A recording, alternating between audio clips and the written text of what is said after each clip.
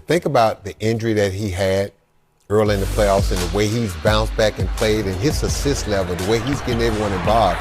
It's just amazing. And the thing that I like about him, he's getting everyone involved, but he's picking and choosing his spots offensively to where he's getting his chances.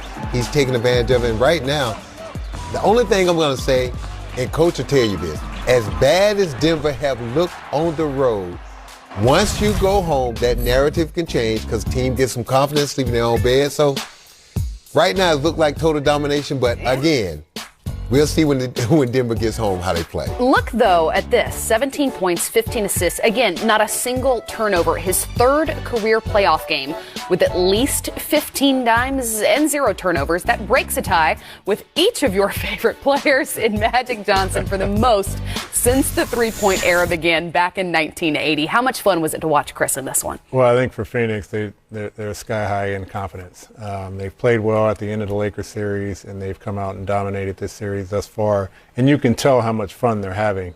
You see Jay Crowder insert the toughness into that team. You see guys like Dario Saric and Mikal Bridges have great games. Cam Payne is an energizer when he gets in the game. But the entire team is having fun. They're playing with confidence. They're getting out in the open court and getting some easy opportunities. But Chris Paul is the leader of all that. He had 0 turnovers, but as a team, they had 7 turnovers.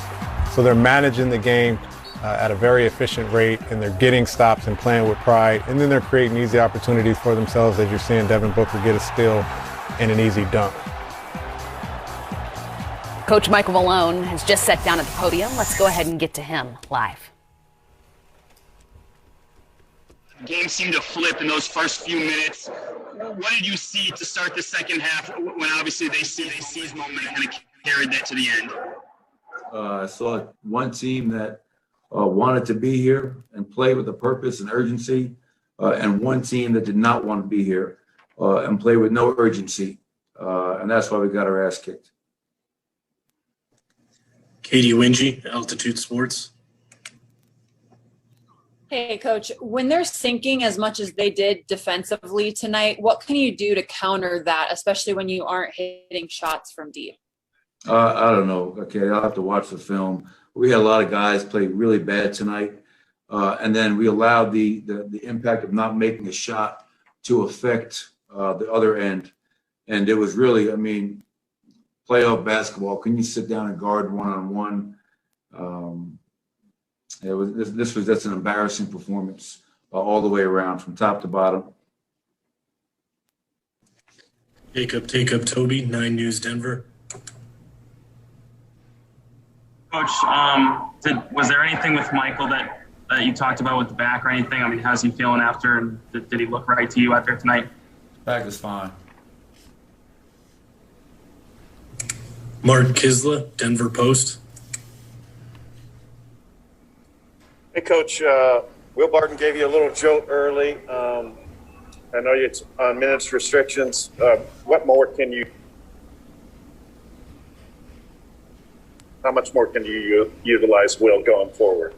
Yeah, that was probably the only silver lining to a really rough night all the way around, because was Will Barton, who hasn't played in over 7 weeks. And his first game goes out there, gives you 10 and 3, and gave us a bolt of energy in that first half. Makes a 3, blocks a shot, and he hated me when I took him out because he had reached his minute restriction, and I understand that. I just told our players it's embarrassing that a guy that hasn't been able to play for 7 weeks was out there leaving it all on the line, and I don't think anybody else did. This was an embarrassing performance from myself all the way through the last player. We're walking out of here with our heads held down, rightfully so. And there's a reason that their crowd is yelling Suns in 4 and they're calling for a sweep, because if we play like this back in Denver, this is going to be a really quick series.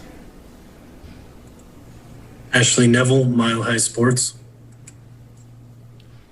Hey, Coach. Chris Paul had 15 assists and 0 turnovers tonight. I know that, as you mentioned before, that you coached him in the past and what he brings to the game, but what are you seeing from him, and why isn't he able to ever be stopped? Well, yeah, he's a great player. He's one of the greatest to ever do it at that position. I think game one he had 11 assists, only 1 turnover. So obviously Chris Paul doesn't see us. He doesn't feel us. And we're not impacting what he's trying to do in any way, shape, or form, Ashley. And I think you could say that pretty much for the Phoenix Suns roster. They've had their way with us on both ends of the court. I felt we quit tonight, which is something you never want to see. So I guess for game 3, I'm just going to try to find guys that will at least go out there and leave it all on the line. I may have a hard time coming up with 5 guys that fill that, but these 2 games, these second halves, have really been disappointing, and that's an understatement. Brandon Cristal, KOA Denver. Coach, with so many things frustrating you, and understandably so, do you focus more on the emotional energy, that type of stuff, or more X's and O's over the next, 45 hours or whatever? Yeah, I think it's probably a combination. You always have to look at the X's and O's side of it, what we're not doing well, why we continue to make some of the same mistakes over and over and over, which is beyond me. When you spent 3 days leading up to game 1, you spent all day yesterday and this morning going into game 2, and guys seem to have a really hard time understanding what they're supposed to be doing and doing things that we've done before. So it's not like it's something new. But then as you mentioned, there's also the emotional side of it and the intangibles. Literally, I saw guys say, I'm not making shots tonight. I'm just going to walk around and mope, and my body language is going to be poor. And I felt that was the 5 guys on the court. That was the 12 guys on the sideline. We had no juice, no energy, no passion, no fight, no urgency, no grit. Come up with whatever adjective you want to use. We did not have it. And you can't use, hey, we're going home for game 3 as something you're going to rely upon. And we have a great crowd, but if we play like this, they're going to boo us off the court, and rightfully so. All right, that'll do it for tonight. Thank you, Coach.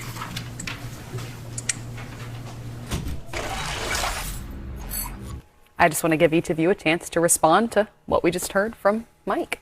Well, I've worked with Mike Malone my first 3 years in Cleveland, and straight shooter, great coach. He knows his team. We've talked about this before. He knows his team. He knows when they're not performing up to their level, and he knows when they are. And tonight, obviously, that was one of those cases where expected more, wanted more, and got less.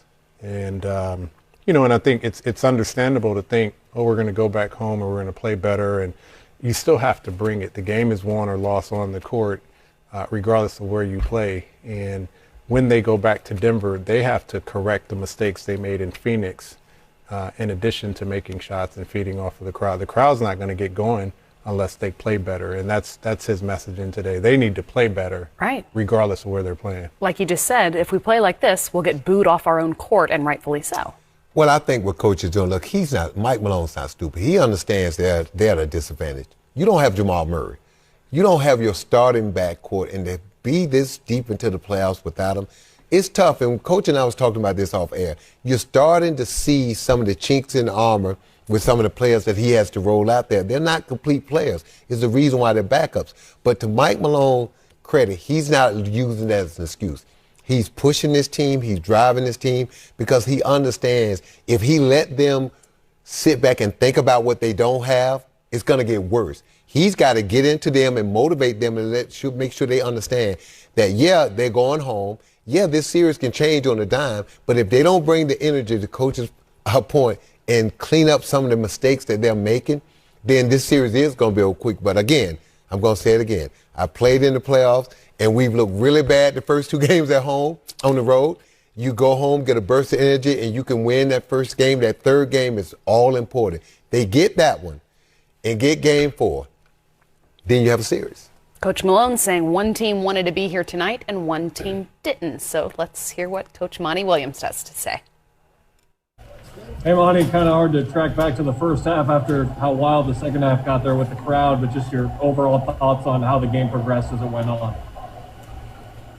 I just thought it was one of our better defensive halves of the year against a really good offensive team. We just were relentless with our effort, our coverages, communication. It was pretty good. There were a few breakdowns, but the guys knew what the breakdowns were right when they happened. And I just thought our defense carried us the whole night. And then we started knocking down shots, in the third. We had, 2 big quarters in the second half. But it was really balanced tonight. The scoring, Chris had 15 assists. But across the board, we got contributions from everyone, but it was just the effort and will that I saw out there on the floor tonight, and that travels. And we're going to need that when we go to play against these guys in a couple of days. Next is Dwayne Rankin with the Arizona Republic, and then Jovan Buha. Coach, I know obviously, you say games take a life of their own. When did you get the sense that you guys were locked in that way defensively? We always try to come to the gym in the morning with a great deal of focus. And the guys were talking about, everything that we had reiterated yesterday. They were talking about it this morning in our walkthrough. And I think when you see the communication on the floor and you can see guys pointing to, places where they need to be, that's a good sign. I thought the play that Torrey made in transition where he, ran down, I forget who shot the ball, but tried to shoot a jump shot at the free throw line and Torrey blocked it. Like that's a sign that we're pretty locked in on that end of the floor. So there were so many plays that happened tonight. And, it's hard to pick out one, but that one sticks out in my mind. Next up is Jovan Buha with The Athletic, followed by Nick King. Hey, Monty. This was the second consecutive game that all 5 starters were in double figures, and your starting group has played more minutes together than any lineup this season. So I'm just curious, what has that continuity done for you guys, and what type of growth have you seen throughout the season with this group just getting better and better, particularly the starters? Well, it's hard to point out one thing. I think it's an unselfish group. They're willing to make plays for each other. We share the ball. That's part of our DNA. And, it helps to play together for a long period of time. We don't have the experience that a lot of the playoff teams have, but we've had this year to gel, and we've had a lot of close games at home and on the road, so that helps. But I think having Mikal and DA and Book together in our system for 2 years certainly speeds up that process. And Jay and Chris, those guys can pretty much play with anybody. Next is Nick King with Channel 3, Channel 5, and then Catherine Fitzgerald. Monty, you were just talking about the play that Torrey had, and he missed kind of a tip-in opportunity before he runs down to get the block, and then it leads to a Dario 3. And a couple minutes before that, Cam Johnson had driven, got blocked at the rim, chased down, got the steal. You guys come down, it leads to a Dario dunk. You kind of hit on it, but those types of plays, just what kind of value do they bring, and how much do they excite you? I don't get excited much, so I just like it when we make plays like that. We've just talked about being relentless in everything that we do and moving on to the next play. We always say do the next right thing. So if you miss a shot or make a mistake, sprint and turn and go down and try to make a play for the team. But that's the relentless force that we feel like travels. You can take that on the road, the effort that all of our guys showed tonight. And, we understand it's a long series. We won 2 games. We can't get happy on the farm. We got to get back into the gym tomorrow, look at the film, and see what we can do better. Next is Catherine Fitzgerald with the Arizona Republic, followed by David Brandt. Imani, you mentioned Chris's 15 assists. To do so also with 17 points, 0 turnovers. What did you make of his night tonight? And have you seen a playoff performance like that from anyone else? Yeah, he's just he manages games better than anybody that I've ever been around. You know, he just understands. Once he gets an idea of the offense and the guys he's playing with, he has the ability to use his talents to make everybody else better, and then he knows when to take over in moments. So guys have to make shots, but Chris is one of the rare guards that can put passes right where they need to be, so guys are more effective when they catch the ball. And his ability to take care of the ball, even when he has it a lot. It's not something I take for granted. Our team doesn't take it for granted. It's why he's been successful everywhere he's been. Next up is David Brandt with the Associated Press, and then Cameron Cox. Hey, Monty, DA got those 2 early fouls, and then he played the rest of the game without fouling. How important was it that he was still able to make his presence felt while not fouling and being able to stay on the court during important minutes? Huge growth moment for him. He was pretty frustrated when he picked up the 2. He did a really good job of getting his emotions back to a balanced place. And then when we brought him back in, he was able to be effective without fouling. He moved his feet. He had his hands up in the air, and he did a really good job of being aware of his personal foul situation. That's a growth moment for him for sure, and to do that on that stage. And we're going to need him to have that kind of awareness when we go on the road. So I'm sure that Chris and Jay and Devin and our older guys were in his ear, and then I talked to him about just keep your emotions intact. I get it. It's frustrating when you want to play and you pick up 2 quick ones like that, but I thought he did a really good job of coming back in the game and being really effective on both ends of the floor without picking up a foul. Next is Cameron Cox of 12 News, followed by Greg Moore. Monty, your team has always played with a level of confidence kind of all year, even when things are tough. They bounce back pretty well. How would you describe the level of basketball they're playing right now? I mean, we're just trying to play the right way and for each other. We try to play hard every single night. That's who we are. That's our DNA. Our guys share the ball. I think the thing that's really cool to watch is guys making plays for each other. But this is playoff basketball, and that's how we have to play for us to be successful. We know if we play hard, share the ball, and defend, we give ourselves a chance to win. I'm grateful for getting 2 wins at home. Now we got to get ready for a tough challenge on the road. Final 2 questions are Greg Moore with the Arizona Republic and David Chinalato. Thank you. Coach, congratulations on the great win. Thanks for taking so many questions. Greg Moore, Arizona Republic. Coach, when you talk about playing the right way, does that have to do with offensive diversity and being able to score at all 3 levels, 2-point shots at the rim, 3-pointers, and not being overly reliant on any one element of the game?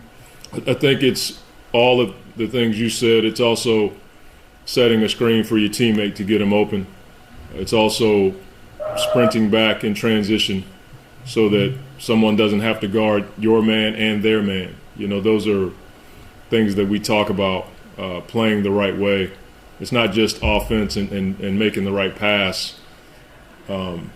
It has a lot to do with boxing out so that we can get the rebound after playing defense hard for 14, 15 seconds. So we try to do the best we can in that regard, and as I've said before, we have guys who are unselfish and want to play for each other. Final question is David Chinalato from Italy. Hey, Coach, congrats for the win. Going back to Chris, is he, you've been together for a while now. You've known him since, his New Orleans days. Is he surprising you, the level he is playing right now? Or did you expect him to be this good even at 36? I would never doubt Chris. That his ability to manage the team, his track record has success all over it, and everywhere he's been successful. So he works his tail off So, yeah, he's 36 years old, but, he's doing a lot of stuff off the floor so that he can be effective on the floor, from diet to the weight room to all the people that work on his body. And he's a mentally tough human being. So I'm just grateful that I get to, be around him and all of our guys. With all that being said, we have a lot more work to do, and I'm sure if he were sitting right here, he'd say the same thing. Like, we won 2 games. We got to get ready for a tough game the next time we step on the floor. Thank you for the time. 123-98, the final score here. A 5th consecutive win for the Suns in this one. And it's time for the limelight, presented by Corona Extra. Unsurprisingly, it's Chris Paul in his first 2 games of the second round series. You talk about efficiency. Sam, look at these numbers. Lloyd, can you be more efficient than this? I don't think so. Well, he missed a few shots. Any human being. Yeah, right? Money got to pull the tape out. Chris, you missed 4 shots. Any non-superhero? Sam, what though was he seeing that allowed him to be so effective in this one? Well, he just reads the defense. You watch him right here. He knows where everybody should be and where they should be going. And he just, any mistake the defense makes, he just capitalizes and hit guys with on-time, on-target passes. Look at him in transition right here. He lets the runners run. And look at Sarge just come through on a slow drag right there for an easy dunk right here. And then here's Chris Paul in his high screening roll. That you already understand that Aiden's rolling to the basket. And if he doesn't see that bump by Austin Rivers, he's throwing it up and let Aiden go get it. And here's Chris Paul again orchestrating. He already knows where he's going. He see Aiden rim running, but right there, Mikal Bridges running the lane for an easy dunk right there. Chris Paul just was in total control. 38 assists and 2 turnovers from CP3 over the last 3 games. Here he is. Cox with 12 News, followed by Nick King.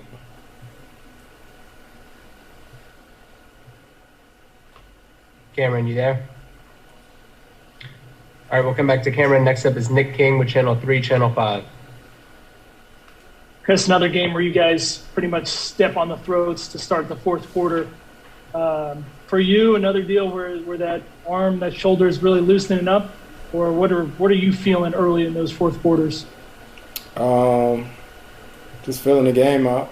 I feel good. I feel really good, and I missed some easy ones early or whatnot. But with the way that we play, the ball is going to find you. We got so many great shooters on our team and guys that can not only shoot it, they can put it on the floor. So we just play the way we've been playing all season long, and that's as a team. Go back to Cameron Cox with 12 News. Hey, Chris, can you just take me through that fourth quarter? What do you think's been the difference for you guys in that fourth quarter? I don't know. I got to go back and watch it. I mean, such in the moment when the game going on, just trying to figure out how we can win it. But, we start that fourth quarter, we understand the importance of it. Whether we start with the first possession or we don't, getting a stop and playing with the right pace. And this crowd here, I tell you, it helps a lot. And that's what we were just talking about in the locker room. We got to make sure we travel with the same energy. Next up is going to be Kent Sommers with the Arizona Republic, followed by Kellen Olson. Winning playoff games by 13 and 25 can be pretty heady stuff, especially for a team that hasn't been there in a while. How do you think this team will handle it between now and Friday, and how will it be ready for Friday? We cool. We got a great locker room, guys that understand the moment, and a guy like Jay Crowder who's been to the finals. He's been through a lot. I done played a lot too, and I'm always talking about 07, 08 when we played against the Spurs, and I was in New Orleans. We won the first 2 games, beat the brakes off of them. And I remember looking over there at Tim and all them, and they weren't fazed because it was just one game. So that's what we talk about as a team too. It's just one game. Now we got to lock in and focus and get ready to go to Denver. Next up is Kellen Olson with Arizona Sports, followed by Jovan Buha. Hey, Chris, Torrey took us through the moment on the bench where you guys heard the roar from the crowd, looked up and saw that kid going crazy. What were those moments like for you guys in the fourth quarter where they're doing the wave and all these kinds of other things where it felt like they were kind of celebrating? Man, it's crazy. it got a little loud, then it got louder, then it got crazy, and I remember covering my ears, and coach was like, "Chris, get back in the huddle," and it just shows you how important the fans are to the game. Obviously the bubble was an experience last year, but it's nothing like having the fans at the games and their energy. I missed it. Next is Jovan Buha with The Athletic, followed by Catherine Fitzgerald. Hey, Chris. You've obviously played on some really good teams and some really good lineups throughout your career, but I'm curious, what makes the chemistry of this starting group so special? The depth and what everybody brings. Book scores in his sleep. He defends. He's one of the best two-way players in the league, and we feed off that. And then we got so many weapons. Jay is never fazed by anything. Take a big shot, he gonna defend whoever you ask him to. Mikhail is like our unsung hero. Guards everybody, shot maker, drive, everything. And then DA. Can't ask for more from somebody like him. He guards, he runs, he rebounds, he does everything. He's literally been our MVP in the postseason so far. Next up is going to be Catherine Fitzgerald with the Arizona Republic, followed by Gina Mizell. Hey, Chris, the 15 assists without a turnover, I think you're the first player in league history to do that 3 times in the playoffs. So I was curious first what it means to reach that mark, but also what were you seeing from your teammates tonight to be that effective? Guys are open. I got the easy part. All I got to do is find them. They got to make the shots. And it's a credit to our coaching staff, to tell you the truth, because the things that we've drilled all season long, it's so nice to see when they come into play in game form, especially in the playoffs. We've drilled 0.5, make the next pass, and trust, and that's how we play. We have Devin Booker live in the locker room right now. Next up is Gina Mizell with Suns.com, followed by Colin Harmon. Hey, Chris, you mentioned DA being the MVP for you guys during the playoffs. Tonight, he picks up those 2 quick fouls, has to come out of game, and then comes back and doesn't pick up another foul, and also is incredibly effective again. Just Monty called that a huge growth moment for him. Just kind of from your vantage point, what did you see that kind of allowed him to push himself through that? I think the best part of it was that DA got on our ass. He was mad. He was mad at us, and I loved it because, rightfully so, he was right. We got to protect him. We got to help him, and it just shows the growth not only of him but our whole team. There's so much onus on him night in and night out. We asking him to rebound. We asking him to screen. We asking him to roll, and he just out there playing hard, and to see him bounce back from those 2 fouls and how the game that he did is great. We have time for 3 more. Next is Colin Harmon with ABC 15, and then Greg Moore. Chris, there was a moment there where I think you got a switch, and it was Millsap that was on you. Ended up finding Torrey Craig for an easy one. But in those moments when you get the switches with the big guys and kind of have the chance to kind of put on the dribble show and get him like that, what's going through your head in those moments when you kind of have that opportunity to make a play? Just sort of reading him, reading him, seeing if he jam me up or if he back off. It's like playing ones, it's like playing one-on-one. So, yeah, just taking a read.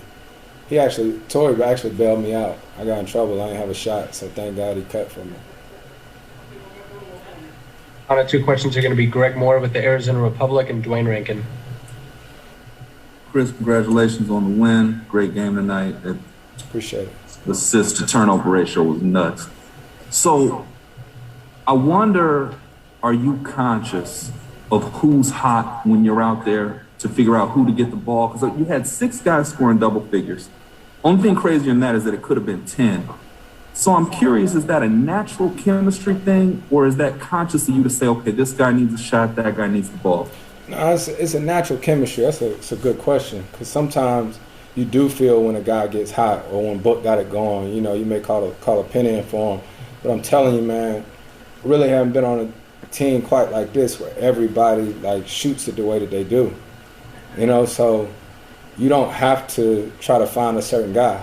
If this guy helps in and I see Kale over there or Cam Johnson, whoever it is, everybody are knockdown shooters. So you just literally making reads. Final question is going to be Dwayne Rankin with the Arizona Republic. I don't think we have Dwayne. Final question is going to be Catherine Fitzgerald with the Arizona Republic. Chris, when you had that block early in the game on Campazzo and you ran down, it looked like you kind of stood over him, like hands on your hips, and just soaked that in. I'm wondering if you can take me through some of those moments where you just, kind of struck that too, on top of having the play. No, I fouled him. That's what it was. I was surprised it wasn't called. That's what it was. I fouled him, and I told him I fouled him. So. Thank you for the time, Chris. All right, no problem. All right. Guys, Chris referenced the Suns fan who shed his clothing in the crowd in this one. This is the kid he was talking about. Keep it on, young fella. No, take it off, man. No, you need some muscles. It's a good version of having fans back in the South. Absolutely. Seen the bad for a while. You're right.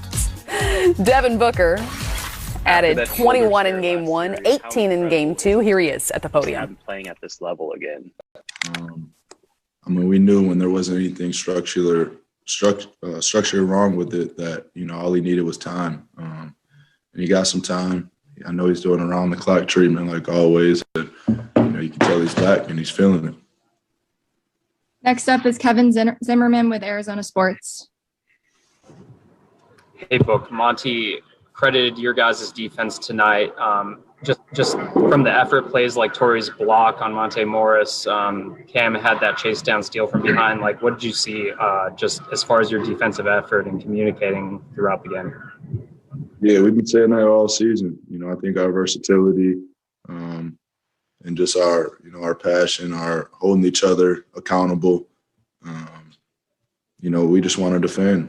We know if we defend that, we can get out in transition and, everything will happen how it's supposed to on offense end. Next up is Kellen Olson from Arizona Sports, followed by Jovan Buha. Hey, Book, to bounce off that, it's been a really long time since the Suns have had a good defensive team. And just how much easier is it for you this year? How much easier does it feel as a team to play in that type of environment where you guys are playing good defense and making things easier, I guess, to put it that way? Yeah, it's contagious. It's contagious, and it's been that way from the start. You definitely don't want to be the guy that's out there not defending. You'll stick out, like a sore thumb, So, like I said earlier, the ability to hold each other accountable and not take it personal. We talk to each other all throughout the game, and I think that helps us out. Next up is Jovan Buha. Hey, Devin, your starting five has played more than any other lineup this season together. And I'm curious, what type of growth have you seen from the start of the season until now? And what type of groove do you feel like you guys have found? It's been 2 straight games with all 5 guys in double figures. Yeah, I feel like we've just gotten better in every category, to be honest. And I think that just came with time and, getting put in the fire, getting put in situations and learning from experience. We're a brand new team, a fresh team from the beginning of the season. And, we had some hiccups and some learning lessons that, we came in and we made a stress to, not let those things happen again, or limit them. So that's been the name of the game for us, the whole season. Next up is Nick King from AZ Family. Devin, I might have missed the first question, so apologize if this was hit on, but for you not to need to come back in the game in the fourth quarter, second straight game where those first 3 minutes, Chris really leads a run that finishes the other team more or less. How do you describe what he's doing to start these fourth quarters? It's really the whole entire game. I think the fourth quarter he can kick it up a notch, but, just his pace, his ability to, control the game, even when he's not scoring the ball. Obviously 15 assists, 0 turnovers is unheard of. But, for Chris Paul, it's a thing that he does. And it makes it look normal. So just controlling the game from all aspects. And those fourth quarters are big for us. You come out and you put a team away like that, you get extra rest, which is, very important at this point in the season. Next up is David Brandt from the AP, followed by Cameron Cox. Hey, Devin, you just touched on it a little bit, but Chris's 15 assists and no turnovers. Have you ever seen anybody that contributes so much good to the game with almost nothing bad? I mean, like, to just play so mistake-free on top of contributing so much just seems kind of incredible, especially in a playoff environment. I mean, I haven't seen it with my own eyes. If I had the name, somebody maybe Magic Johnson. So to be named with, a guy like Magic, and I know he passed Magic's assist record this year, it's just, that's legendary, man. That's forever. That's bigger than the game of basketball. That's an icon. Next up is Cameron Cox with 12 News, followed by Dwayne Rankin. Hey, Book, congrats on the win. Just curious, where do you think you guys' confidence level is at right now with the way you guys are playing? This is kind of the fourth straight game you guys have delivered that knockout blow in the second half pretty early. Just what level of basketball do you think you guys are playing right now when you look at it from a big picture? We're playing high-level basketball, but, we're taking it one game at a time. That's our mentality. We're not coming in thinking about, 2 games from now or next series or what's going to happen. We're coming in with the one-game agenda because, these games have their own personality, each and every one, and we understand that. We just went down 2-1 to the Lakers, and, it refilled us as a team and it brought us together. So, we don't want to get, what Monty says, happy on the farm. So that's our mentality. We're just taking it one game at a time. Next up is Dwayne Rankin with the Arizona Republic, followed by Jovan Buha. Evan, you had talked before, I think after the last game, saying, you had hit the bottom with this franchise, but now to see where it's at now, I know you guys got a long way to go, but to hear that fan reaction to pretty much every play tonight, what was that like for you? It's hard to put into words. Like I said, even DeAndre coming to me and be like, man, we've seen it when it was, and then I tell him every time, and I've seen it before you were here also. So it has been a long time, but, I wouldn't change the path. I wouldn't change what we went through as an organization for anything. That's part of the story, and that makes this moment and these moments that much better, and make you, want to not take anything for granted. Next up is Nicole Jarina.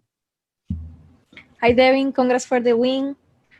How much impact has been the role of Jay Crowder at both sides of the court in this series, and also his experience in playoff? Yeah, he's been there before, and you can see it in the energy that he brings to the game. He brings a grit and a toughness, to our team that is much needed, especially during these times. And I'm just speaking on the defense end, his floor spacing and his playmaking ability on the other end is, a bonus for us. I feel like he opens up, a lot of stuff around the paint for us with his ability, to shoot and make people, be honest and stay out there on him. So, we love Jay, and we lean on him for that grit and that toughness, a lot of times. Okay, our last question is going to be with Leonardo Torres from Peru. Hi, Devin. It's Leonardo Torres from Peru. Congrats on the win. Devin, how much fun was it to play tonight with such an electric crowd and the whole team focused on winning? Yeah, anytime you can get a win at, this point of the season, it's going to be fun. You see the crowd involved, like the last question, from every single play, they're going crazy like that. So, it's definitely a home court advantage for us. I'm glad we took care of home and made it 2-0, but, now we're off to Denver for the next one.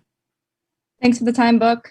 Thank you. A coaching staff, my teammates that all believe in me every single night, and I give them that confidence back, and we do it together. That, of course, from Rudy himself, a third Defensive Player of the Year award. And as much fun as those award shows have been, Sam, watching these guys get their trophies alongside their teammates has been pretty fun too. It has been, and when you think about a player like Rudy Gobert, I remember when he came into the league how limited he was, but the thing that I loved about him, he established himself on one end of the floor. He realized that he can impact the game on the defensive end.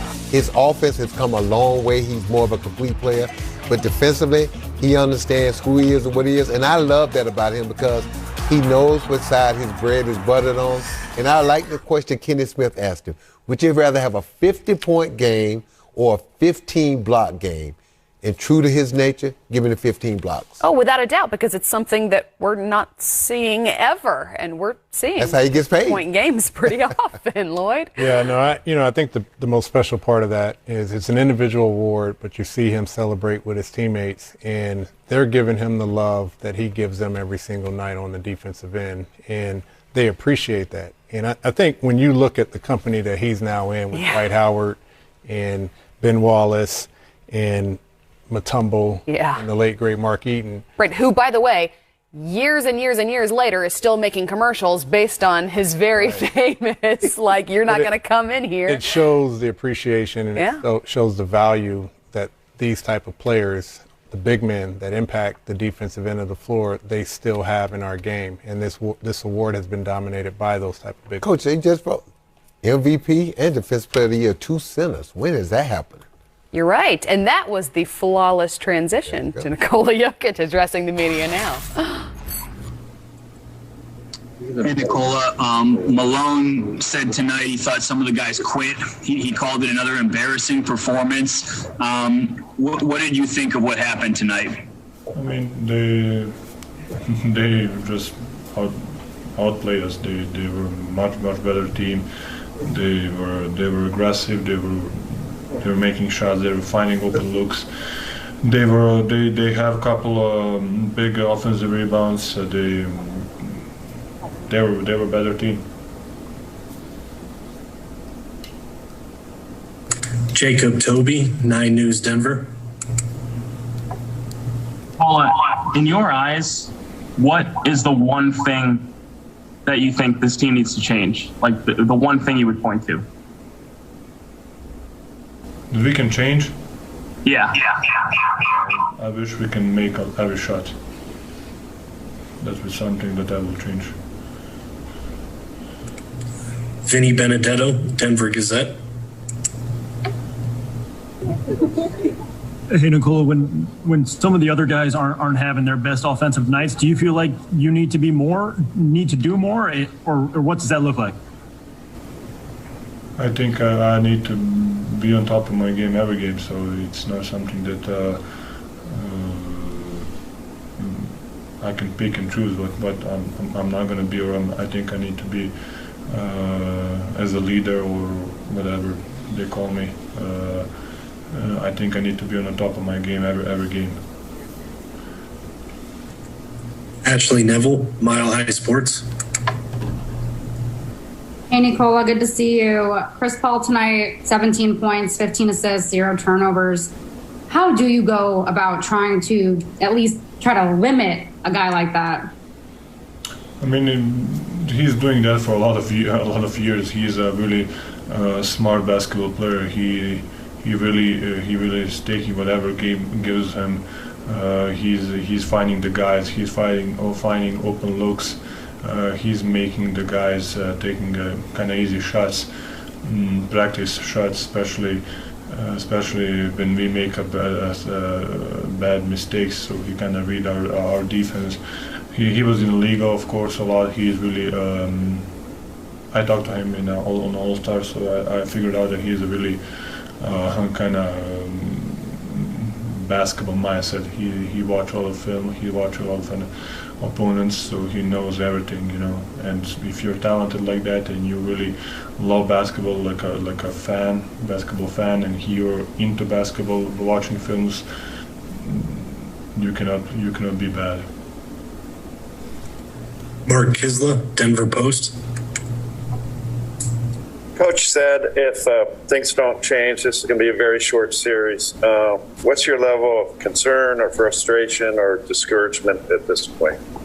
It is, because they are playing better than us. They're aggressive. They're making shots. They're finding open looks. You know, it looks really bad out there. So we need to change everything. We need to change. We need to be aggressive. We need to hit the first, just to change the rhythm of the game. Nick Friedel, ESPN. Nikola, you obviously heard what Malone said. You were out there. You saw what was going on the floor. Did you feel like guys quit tonight?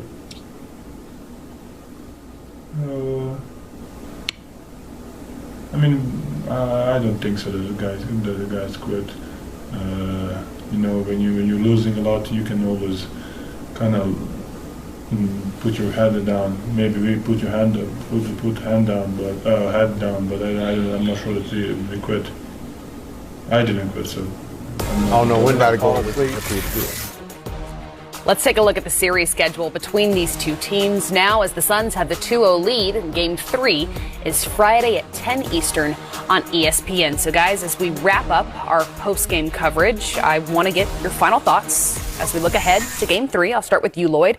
The Suns will take the 3-0 lead if they continue to do what they've been doing, which is commit to the defensive end. I think they've done a tremendous job of just playing with a lot of energy, a lot of enthusiasm. Ayton is doing the best that he can against Jokic, but Jokic needs a lot of help. And so the Suns, Jay Crowder, Mikal Bridges, CP, if those guys are flying around on the defensive end and creating opportunities in transition, it's going to be tough to do on the road, but they've shown that that's the key to their series thus far. If they can take that on the road, this series could be over pretty quick. They got to have some guys step up and play. Look, the Joker's giving you in 30 minutes tonight. Look at his stat line. Unbelievable. But they need others to contribute. They got to go home. They got to play with a lot of emotion. They got to try to do it for 48 minutes, and it's hard. Normally, teams that comes out with a lot of emotions, they kind of fizzle out by the time they get to that third quarter. They got to try to figure out, can they do it for 48 minutes? Hopefully, they have a sellout crowd, feed off the energy, because right now there's a talent drain. Their backcourt is just not good enough to compete with Chris Paul and Devin Booker right now. So how do you make that up? Energy, toughness, playing hard, but they got to figure something out and figure it out quick, because if they lose Friday night, it's a wrap. You know the record. Whatever it is, 100 and what to 0. None, right. All right. Well, that is going to do it for our post-game coverage. We're going to actually be here on Friday.